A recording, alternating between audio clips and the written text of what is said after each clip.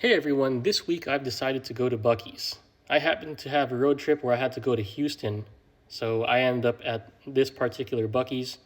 And what it is it's a large convenience store type rest stop and gas station which has a lot of different products.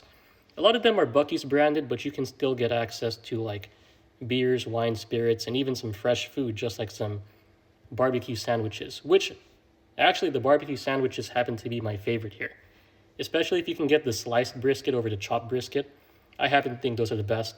They also have a ton of different nuts, a ton of different fudge, and even some random housewares. Like, let's say you're out and about and you forget to get some cooking supplies or even some hunting supplies. I'm surprised Buc-ee's even has them in stock.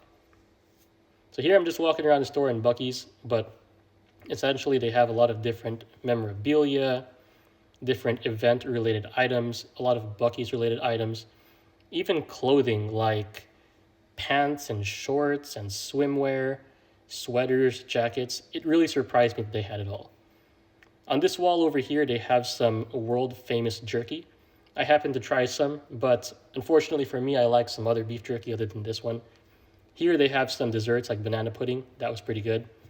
They do have this station where you can order different items like chicken strips or burgers or even hot dogs if that suits you.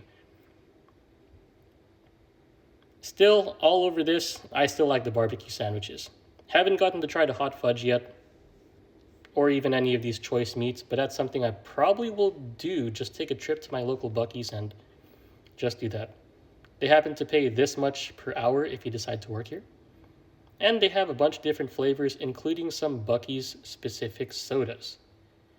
So once again, Buc-ee's is a pretty interesting place to stop. If you do happen to find one, just stop, visit it, and check it out. You might enjoy some good food and might even get some awesome trinkets along the way. That's pretty much it for this video. Hope to see you in the next one, and goodbye for now.